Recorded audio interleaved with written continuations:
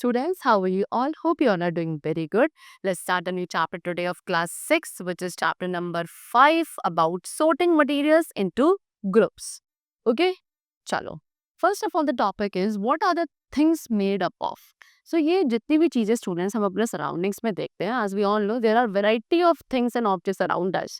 So अब ये सारी चीजें किस चीज से बनी है, पहले हम ये डिस्कस करेंगे.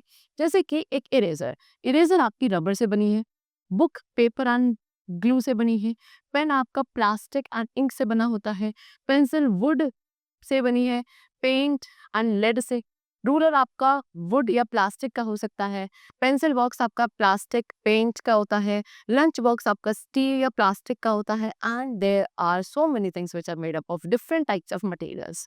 ओके, तो कुछ ऐसी चीजें हैं जो कि सिर्फ एक सिंगल मटेरियल से बनी है, एंड कुछ ऐसी चीजें हैं जो कि मोर देन वन मटेरियल से बनी होती हैं. Rubber, ink, glue, wood, plastic, steel, paint, paper, ये सभी किसके एग्जाम्पल्स हैं? डिफरेंट टाइप्स ऑफ मटेरियल्स के, राइट. अब सेम मटेरियल को आप यूज कर सकते हो डिफरेंट थिंग्स बनाने के लिए. जैसे कि एक चेयर को आप प्लास्टिक से भी बना सकते हैं, मेटल से भी बना सकते हैं, वुड से भी बना सकते हैं. सो आपने यहाँ क्या देखा कि ऑब्जेक्ट्स को आप डिफरेंट मटेरियल से बनाते हैं. कुछ ऑब्जेक्ट सिंगल मटेरियल से बने हुए हैं एंड कुछ आपके काफी सारे मटेरियल से बने हैं. सो एक मटेरियल को हम वेरियस ऑब्जेक्ट्स बनाने के लिए यूज कर सकते हैं, या फिर एक ऑब्जेक्ट जो है डिफरेंट मटेरियल से बन सकता है. That was the moral of the topic. Okay, चलो. Now how is it decided? अभी कैसे डिसाइड किया जाता है कि हम किस मटेरियल का यूज करेंगे किस ऑब्जेक्ट को बनाने के लिए? सो इस क्वेश्चन का आंसर हमें कब मिलेगा? जब हम मटेरियल्स की प्रॉपर्टीज को डिस्कस करेंगे, right. So first of all we have the topic of properties of materials. So different materials की डिफरेंट प्रॉपर्टीज होती है. ओके, दैट मीन्स उनके डिफरेंट फीचर्स होते हैं जिस बेसिस पर हम उन्हें एक दूसरे से डिस्टिंग्विश कर सकते हैं. सो इनकी प्रॉपर्टीज के अंदर जो डिफरेंसेस हैं यही हमें हेल्प करते हैं कि हम डिफरेंट मटेरियल्स को डिफरेंट क्लासेस में ग्रुप कर सकते हैं. बट रिमेंबर कि दो ऐसी प्रॉपर्टीज होती हैं जो कि हर एक मटेरियल के अंदर कॉमन होती है. दैट इज कि all materials occupy space and all materials have mass. हर एक मटेरियल क्या करता है? स्पेस ऑक्यूपाई करता है, एंड हर एक मटेरियल का क्या होता है? मास हो सकता है. जैसे कि कैन यू यूज पेपर और cloth to make a bucket? क्या आप पेपर या क्लोथ का यूज कर सकते हैं एक बकेट को बनाने के लिए? ओके, सो ये काफी सिली होगा बिकॉज पेपर एंड क्लोथ दोनों भी क्या नहीं कर पाएंगे? वाटर को होल्ड नहीं कर पाएंगे. लेकिन बकेट्स जो है यूजुअली आपकी प्लास्टिक की या मेटल की, दैट इज स्टील की बनाई जाती हैं. सो आपने यहाँ पे क्या किसी एक ऑब्जेक्ट को बनाने की जो मटेरियल चूज किया वो किसके ऊपर? उस ऑब्जेक्ट के प्रॉपर्टी के ऊपर एंड उस ऑब्जेक्ट के यूसेज के बिहाफ पर डिसाइड किया कि इसको बनाने के लिए किस टाइप का मटेरियल यूज किया जाएगा. ठीक है. Now classification of materials. So grouping together of things having similar properties. ऐसे सारे ऑब्जेक्ट्स को, ऐसे सारे थिंग्स को एक साथ ही ग्रुप करना जिनकी प्रॉपर्टीज सेम होती हैं, that is known as classification. Example, living and non living things, natural and man made, solid and liquid, etcetera. So अब हम यहाँ पे मटेरियल्स की कुछ प्रॉपर्टीज डिस्कस करेंगे जिसके थ्रू हम उन्हें क्लासिफाई कर सकते हैं थिंग्स को. Number 1, appearance. ओके, सो मटेरियल्स जो है वो एक दूसरे से डिफरेंट दिखते हैं. जैसे कि प्लास्टिक जो है वो पेपर से डिफरेंट होगा, पेपर जो है वुड से डिफरेंट दिखता है, आयरन आपका एल्यूमिनियम रॉड से डिफरेंट दिखता है. सो हर एक मटेरियल की अपीयरेंस डिफरेंट होती है फ्रॉम ईच अदर. ओके, कुछ सर्टेन सिमिलरिटीज हो सकती हैं आयरन एंड एल्यूमिनियम में जो कि आपके प्लास्टिक में प्रेजेंट ना हो. सो इस तरीके से मटेरियल्स को उनकी अपीयरेंस के बेसिस पे भी क्लासिफाई कर सकते हैं. Next is lustre. अब ऐसे मटेरियल्स जिनकी शाइनी अपीयरेंस होती है, आप उन्हें क्या कहते हो? कि they are lustrous, they have lustre. ठीक है. मेटल्स जैसे कि सिल्वर एंड गोल्ड, इनमें शाइन होती है जबकि वुड में उतनी शाइन नहीं होती है. इसी तरीके से जो सिंथेटिक क्लोथ्स होते हैं इनके पास शाइन होती है जबकि वुलन क्लोथ्स में शाइन नहीं होती है. सो वो सारी मटेरियल्स जिनकी जो अपीयरेंस है काफी डल होती है, शाइनी नहीं होती है, they are said to have no lustre. And generally हमने क्या देखा कि मेटल्स जो होते हैं like aluminium, iron, copper, silver, gold, इन सभी में लस्टर होता है, जबकि वुड एंड पेपर जो कि नॉन मेटल्स हैं they do not show lustre. ठीक है. Now some materials lose their shine. अब कुछ मटेरियल्स अपनी शाइन लूज कर देते हैं एंड डल हो जाते हैं जब आप उन्हें एयर या मॉइस्चर के साथ एक्सपोज करते हो। जैसे कि एक आयरन रॉड आपकी डल हो जाती है, लेकिन जब आप उसको सैंड पेपर के साथ रब करते हैं, उसकी जो टॉप लेयर है वो रिमूव हो जाती है एंड वो दोबारा से लश्रस हो जाता है। सो इस चीज़ को देखने के लिए कि कोई एक मटेरियल आपका लश्रस है या नहीं, आपको क्या उसका जो फ्रेशली कट सरफेस होता है मटेरियल का, वो ऑब्जर्व करना चाहिए। अगर फ्रेशली कट सरफेस आपका शाइनी है, that means that particular material is lustrous. Okay, so materials को आप लस्टर के बेसिस पे भी डिवाइड कर सकते हैं। Next we come to hardness and softness. अब डिफरेंट मटेरियल्स जो हैं जब आप उन्हें टच करोगे तो आप ये डिसाइड कर सकते हैं कि whether that substance is hard और सॉफ्ट। ठीक है, कुछ आपके हार्ड होते हैं, कुछ को आप इजीली प्रेस कर सकते हो बिकॉज वो सॉफ्ट होते हैं।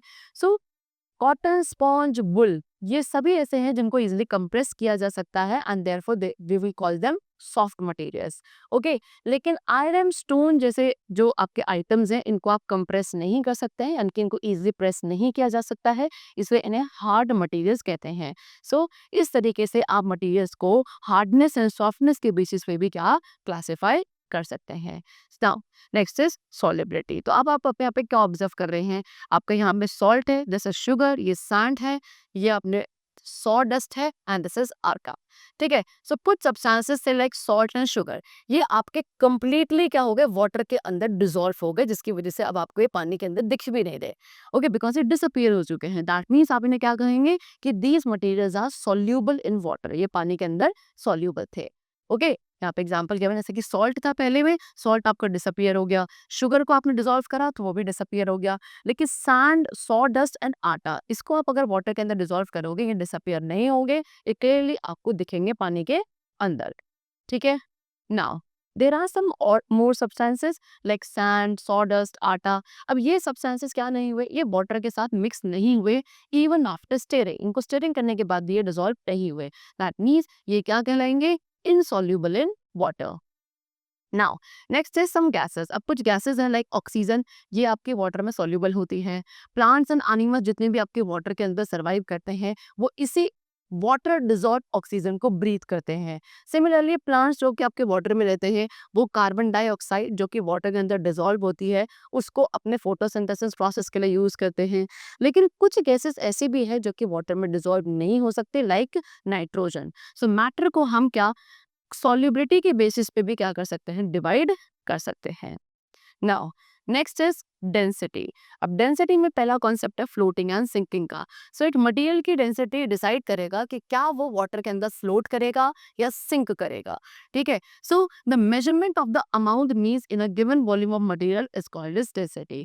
सो किसी भी अमाउंट का जो मेजरमेंट होता है दैट मीन्स व्हाट, कि उसका गिवन वॉल्यूम ऑफ मटेरियल कितना है, दैट इज कॉल्ड डेंसिटी। सो एक मटेरियल की डेंसिटी को हम कैलकुलेट कर सकते हैं क्या, उसके मास को उसके वॉल्यूम के साथ डिवाइड करके। ओके, सो डेंसिटी जो कि वाटर से कम होगी वो आपका फ्लोट करेगा, लेकिन अगर ऑब्जेक्ट की डेंसिटी वाटर से ज्यादा है दैट मीन्स वो ऑब्जेक्ट आपका वाटर के अंदर सिंक कर जाएगा। एग्जाम्पल, एक वुडन ऑब्जेक्ट की डेंसिटी जो है अबाउट 0.8 ग्राम पर सेंटीमीटर क्यूब होती है, दैट मीन्स यहाँ पे जो है आपके वुडन ऑब्जेक्ट क्या करता है, वाटर पे फ्लोट करेगा। लेकिन एक और ऑब्जेक्ट है जो कि एल्यूमिनियम का बना है, इसकी डेंसिटी है 2.7 ग्राम पर सेंटीमीटर क्यूब, ये डेंसिटी ज्यादा है as compare to water, that means ये जो है ऑब्जेक्ट आपका वाटर में सिंक कर जाएगा, दैट मीन्स डूब जाएगा। ठीक है, सो एज सच मटेरियल, इस तरीके से मटेरियल्स को हम ग्रुप कर सकते हैं कि कौन सा सिंकिंग इन वाटर है, कौन सा फ्लोटिंग ऑन वाटर है। ओके, स्टील, ग्रेनाइट, लेड, ये सभी सिंकिंग मटेरियल्स हैं, जबकि वुड, वैक्स, आइस, प्लास्टिक ये सभी फ्लोटिंग मटेरियल्स है। ओके, सो मैटर को आप क्लासिफाई कर सकते हैं किस बेसिस पर, कि वो आपका वाटर में फ्लोट करने वाले हैं या सिंक करने वाले हैं। So basically that means what, कि डेंसिटी के बिहाम पर भी हम मैटर को डिवाइड कर सकते हैं।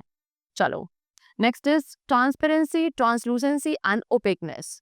सो अब कुछ ऐसे मटेरियल्स हैं स्टूडेंट जिसके थ्रू हम क्लियरली देख सकते हैं बिकॉज उनके थ्रू लाइट इजीली पास कर सकती है, लाइक ग्लास। सो ग्लास के थ्रू हम क्या क्लियरली देख सकते हैं। वही अगर मैंने आपको एक वुडन डोर दिया तो वुडन डोर के थ्रू आप दूसरी तरफ से नहीं देख सकते, बिकॉज व्हाट, क्योंकि ग्लास एक ऐसा मटेरियल है जिसके थ्रू लाइट जो है इजिली पास हो सकती है। ओके, सो इस प्रॉपर्टी के बिहाफ पर हम मटेरियल्स को 3 कैटेगरी में डिवाइड करते हैं, that is transparent, translucent and opaque. Okay, so वो ऑब्जेक्ट्स जिनके थ्रू लाइट कंप्लीटली पास हो सकती है, they are called transparent. Okay, and transparent objects के थ्रू हम क्लियरली देख सकते हैं. Example, glass, water, air and some plastic. And यही एक रीजन है कि फिर आपका बिस्किट, स्वीट्स या जितने भी आपके एडिबल आइटम्स हैं, इनको हम ग्लास या प्लास्टिक के कंटेनर्स में रखा जाता है by the shopkeepers, so that इसको इजीली कस्टमर बाहर से देख सकें. नाउ सम अदर मटेरियल्स, अब कुछ ऐसे मटेरियल्स हैं लाइक वुड, मेटल, कार्डबोर्ड. ये मटेरियल्स के थ्रू लाइट पास नहीं हो सकती बिल्कुल भी, और इसीलिए आप इनके थ्रू नहीं देख पाते हो. And such materials are called opaque materials. We can not see through these materials. Can you tell what is kept in a cardboard or a tin box without opening them? Now there are some materials, अब कुछ ऐसे materials हैं जिनके through हम देख सकते हैं लेकिन बहुत क्लियरली नहीं देख पाते जितना हम ट्रांसपेरेंट वाले मटेरियल्स में देख पाते थे. तो ऐसे मटेरियल्स को ट्रांसलूसेंट कहते हैं. ट्रांसलूसेंट मटेरियल्स के थ्रू लाइट पास होती है लेकिन कंप्लीटली नहीं, partially. Okay, example, frosted glass in bathroom, windows, butter paper, tissue paper, etcetera. So हम क्या मटेरियल्स को क्लासिफाई कर सकते हैं इस बेसिस पे भी कि वो मटेरियल ट्रांसपेरेंट है, ट्रांसलूसेंट है या फिर ओपेक है. सो अब हमने यहाँ पे क्या देखा कि मटेरियल्स को हम क्या उनकी प्रॉपर्टीज की सिमिलैरिटी या डिफरेंसेस के बेस पे क्लासिफाई कर सकते हैं. आपने मटेरियल्स को ग्रुप करा जाता है, क्यों किया जाता है? सो दैट आपका जो वर्क है वो इजी हो जाए at home and at school. Kitchen में जितने भी यूटेंसिल्स हैं उनको एक साथ ही रखा जाता है, so that spices and pulses को एक साथ ही रखा जाता है. इससे क्या होता है, आप इजीली फाइंड कर सकते हो that what we need at a particular time. Similarly एक ग्रोसर क्या करता है, डिफरेंट वैरायटी ऑफ सोप्स को एक साथ ही रखता है, बिस्किट्स को एक जगह रखेगा, कोल्ड ड्रिंक्स एंड जूसेस को दूसरी जगह रखेगा. सो ये सभी अरेंजमेंट जो है ये इजी हो जाते हैं, किसकी वजह से? क्लासिफिकेशन की वजह से, so that we can easily locate the various items at different places. Okay, चलो, that's all for the chapter. I hope it was very clear to you. Let's meet very soon. Till then, take care and thanks to all.